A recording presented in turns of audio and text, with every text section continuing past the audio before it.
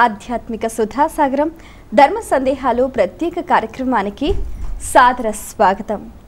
సురుగురు సురవర పూజితలింగం సురవన పుష్ప సదార్చితలింగం పరమపదం పరమాత్మకలింగం తత్ప్రణమామి సదాశివలింగం. మహాశివరాత్రి పర్వదినాన్ని పురస్కరించుకొని 7 రోజుల పాటు విశేషంగా ప్రసారమవుతున్న ధర్మ సందేహాలు కార్యక్రమంలో ప్రతి ఒక్క రోజు ఆ శివతత్వం గురించి మనకొచ్చే పండితులు చక్కగా విశ్లేషిస్తున్నారు. అందులో భాగంగానే శివుణ్ణి ఏ రకంగా ఆరాధించాలి, ఏ రకంగా పూజించాలి, శివుని అనుగ్రహం పొందాలంటే ఏం చేయాలి.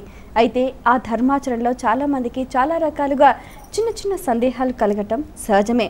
అసలు శాస్త్రంలో ఏముందో తెలియకుండా మనం చేసేది ధర్మమో కాదో అన్న సందిగ్ధ అవస్థ నెలకొనటం సహజమే.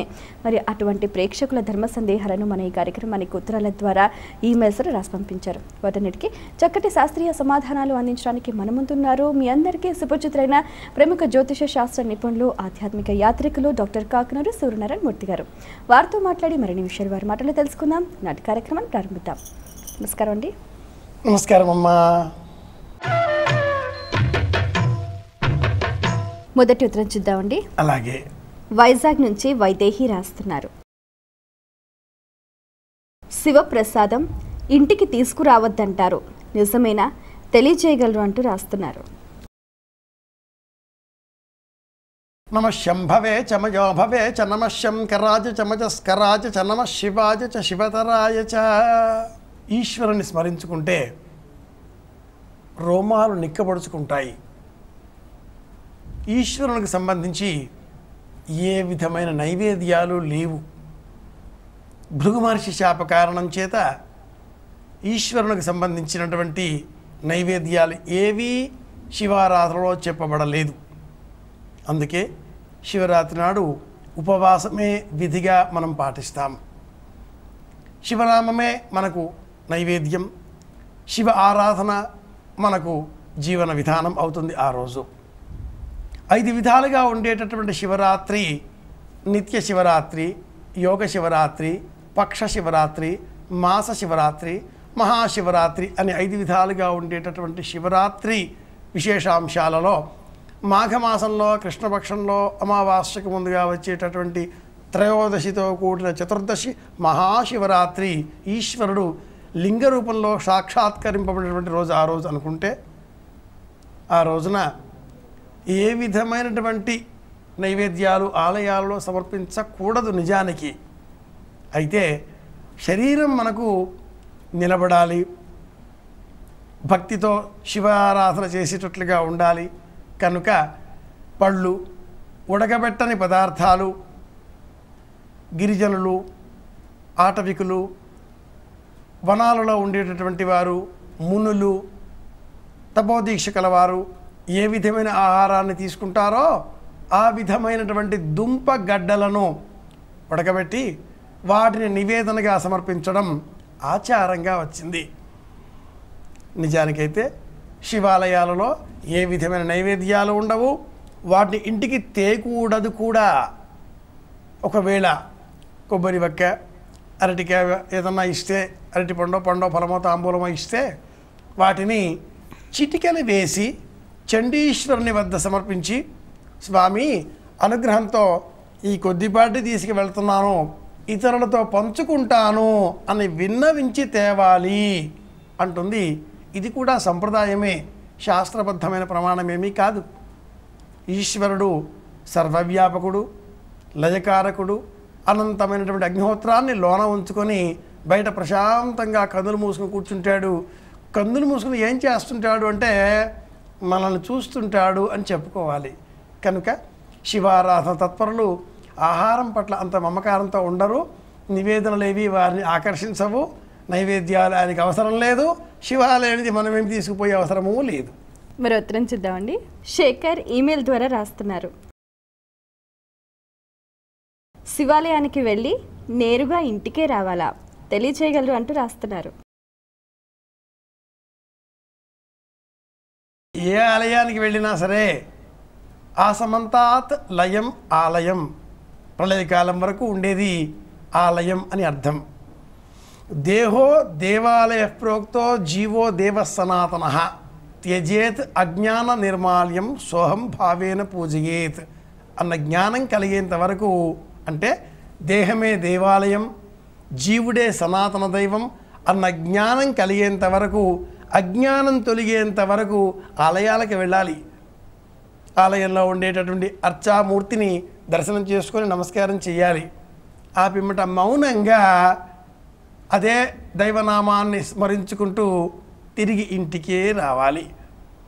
ఇంటికి రాగానే పాద ప్రక్షాళన చేసుకోకూడదు, కాళ్ళు కడుక్కోకూడదు, పాదరక్షలు వేసుకొని కూడా ఆలయానికి వెళ్ళకూడదు. కానీ దేశకాలమాన పరిస్థితుల రీత్యా వేసుకొని వెళ్ళిన ఇంటికి రాగానే మళ్ళీ వెంటనే పాద ప్రక్షాళన చేసుకోకూడదు. అలా కాసేపు మౌనంగా కూర్చోవాలి. దేవాలయం నుంచి ఏదైనా, అంటే శివాలయం నుంచి ఏదైనా పత్రి పళ్ళు తీసుకువచ్చిన పక్షంలో మన ఇంటిలో కూడా పూజా గది ఉంటుంది కదా, ఆ పూజా గది వద్దనే తీసుకువచ్చినటువంటి ఆ పత్రి ఫలము ప్రసాద విశేషాలు ఏమైనా ఒకవేళ తెచ్చి ఉంటే వాటిని ఇంటిలో పూజాగృహం ఎదురుగా ఉంచి 2 నిమిషాలు మౌనంగా కూర్చోవాలి. ఇంటిలో ఉండేటటువంటి దైవాన్ని మళ్ళీ దర్శనం చేసుకోవాలి. దైవం అంతటా ఉంటాడు, ఆలయంలో కూడా ఉంటాడు. ప్రధానంగా ఇంట్లోనే ఉన్నాడు, మనసులోనే ఉన్నాడు, ఇలా ఆలోచన చేయాలి. శివారాధన చేయడం ఇతర దేవతారాధనలకు సంపూర్ణంగా భిన్నమైనది.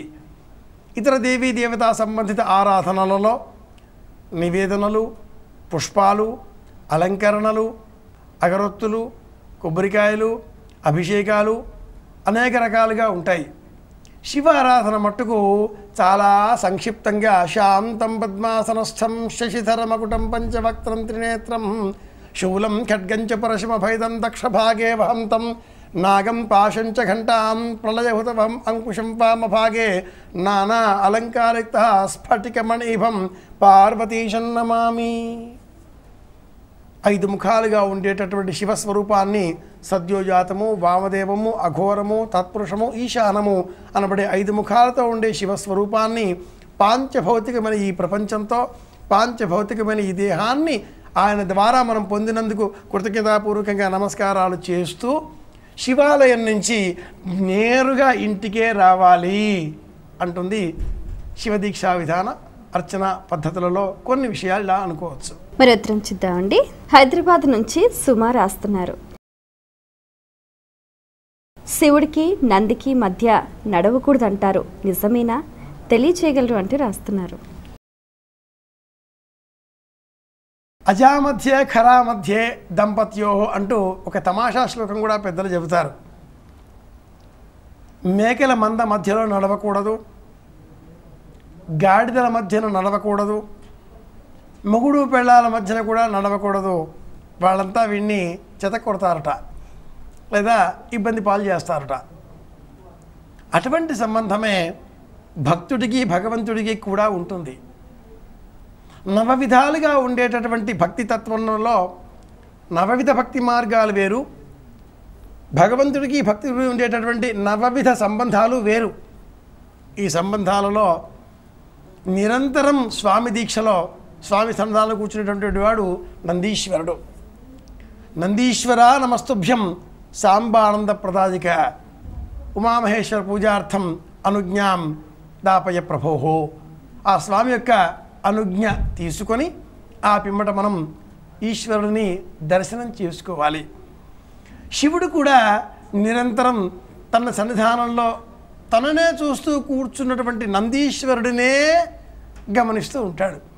ఆయన కన్ను చెదరదు, పక్కకు వెళ్ళదు. కేదారేశ్వర వ్రతం అన్న వ్రతాన్ని మనం గమనించినప్పుడు పార్వతీ పరమేశ్వరులు పక్క పక్కనే కూర్చుని ఉండగా భృంగిరిటి శివుడికి మాత్రమే ప్రదక్షిణ చేస్తాడు, పార్వతీదేవిని విడిచిపెడతాడు. పార్వతీదేవి ఎందుకలా అని అడుగుతుంది. యోగీశ్వరులకు నీతో పని లేదు అంటాడు ఈశ్వరుడు. ఆవిడ కోపం వస్తుంది, తపస్సు చేస్తుంది, 21 రోజుల పాటు శివుడి యొక్క సగం శరీరాన్ని వరంగా పొందుతుంది. ఎందుకు ఈ కథ చెప్పుకుంటున్నాం అంటే, ఈశ్వరుడు భక్త సులభుడు, అశుతోషుడు. నిరంతరం తన సన్నిధానంలో కూర్చుని ఉండేటటువంటి చందీశ్వరుడినే ప్రేమగా చూస్తూ ఉంటాడు. శివుడి చూపు మన వైపు రావాలి కనుక ఆ నందీశ్వరుని యొక్క 2 కొమ్ముల మధ్యలో నుంచే మన దృష్టిని ఈశ్వరుని వైపు నిగిడ్చి నందీశ్వరి యొక్క వృషణాలను చేతితో నెమ్మదిగా నిమరడంతో ఆ నందీశ్వరుని శరీరం కొంత గగుర్పాటు చెందుతుంది. కన్నులు అరమూతలు పడతాయి. దాంతో శివుడి దృష్టి కొంచెం పైకి లేస్తుంది. ఆ 2 కొమ్ములు, ఒక కొమ్ము విష్ణువు, ఒక కొమ్ము బ్రహ్మ. ఆ మధ్యలో నుంచి వచ్చేటటువంటి దృక్కులు శివ సంబంధితములైనవి. అంత తనుక నందీశ్వరుని కన్నులు పెట్టి చూచేటటువంటి ఈశ్వరుడు ఎప్పుడైతే ఇలా మనం నందీశ్వరుని వృషణములను నిమరణం చేత అతగాడి కన్నులు అరమూతలు పడ్డాయో శివుడి చూపులు కొంచెం పైకి అలా ఎవరు అని చూస్తాయి. ఆ చూపులలో మనం పునీతులమవుతాం. కనుక ఈశ్వరునకు నందీశ్వరునకు మధ్యన నడవకూడదు. ఇది దోషం, మహాపాపం. అండి కార్తీక్ ఖమ్మం నుంచి రాస్తున్నారు. శివలింగం ఇంట్లో ఉంటే రోజు అభిషేకించాలా తెలియచేయగలరు అంటూ రాస్తున్నారు. మనం రోజు స్నానం చేస్తున్నాం కదా, రోజు భోజనం చేస్తున్నాం కదా, రోజు కార్యాలయాలకు వెళుతున్నాం కదా, రోజువారీ పనులను చేస్తూ ఉన్నాం కదా. ఈశ్వరుడు ఎక్కడో లేడు, లోననే ఉన్నాడు, మనలోనే ఉన్నాడు అన్న జ్ఞానం మనకు కలగాలి అంటే మట్టుకు కర్మ తప్పనిసరి. నిగ్రహం కోసమే విగ్రహం. అయితే ప్రాథమికంగా అంత జ్ఞానం కలగాలి అంటే అహం బ్రహ్మాస్మి అన్న జ్ఞానం కలగాలి అంటే ముందు మనం మెట్లు ఎక్కాలి. మెట్లు ఎక్కితేనే మేడపైకి చేరగలుగుతాం. ఆ మెట్లు ఎక్కే విధానంలోనే అర్చనలు, అభిషేకాలు, పూజలు, పురస్కారాలు, వ్రతాలు, నోములు అన్నీను. కనుక ఇంటిలో ఈశ్వరుడు ఉన్నాడు, శివలింగం ఉన్నది అనుకున్న పక్షంలో తప్పనిసరిగా నిత్యము ఈశ్వరుడిని అభిషేకంతో సంతృప్తిపరిచి గంధం పుష్పముల చేత అలంకరించి నమస్కరించాలి. నిత్య శివారాధన చాలా అదృష్టం, గొప్ప యోగం. అఖండమైనటువంటి సంపదలను నిత్య శివారాధన మనకు కలిగిస్తుంది. ఈశ్వరుడు ఏది కోరితే అది ఇస్తాడు, ఐశ్వర్య ప్రదాత. కనుక కొంచెం భస్మం పెట్టుకొని, భస్మం అంటే మళ్ళీ అది ఏది తెల్లగా కనిపించేటటువంటి పట్టీలుగా పెట్టుకునేవా కాదు. అగ్నిరితి భస్మ, వాయురితి భస్మ, జలమితి భస్మ, స్థలమితి భస్మ, వ్యోమేతి భస్మ, సర్వగం హవామన ఏతాని రక్షోకంసి భస్మాని అని మనకు వేదం చెబుతుంది.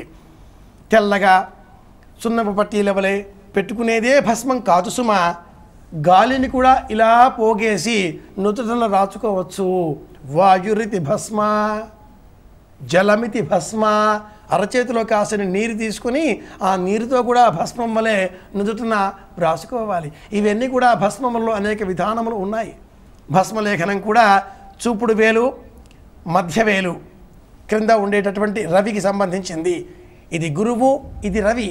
ఈ రెండింటి ద్వారా ఎడమ నుంచి కుడికి 2 రేఖలు పైకి తీసుకువెళ్ళి, పై రేఖ, క్రింది రేఖ, ఎడమ నుంచి కుడికి ఇలా ఈ రెండింటితో శనివేలు కాకుండా గురువు, రవి ఈ రెండింటితో శుక్రుడిని, బుధుడిని లోన మడిచి, రవి, గురువు ఈ రెండింటితో 2 రేఖలు ఇలా గీసి ఆ పిమ్మట బొటనవేలు శుక్రుడితో కుడి నుంచి ఎడమకి ఇలా తీసుకురావాలి.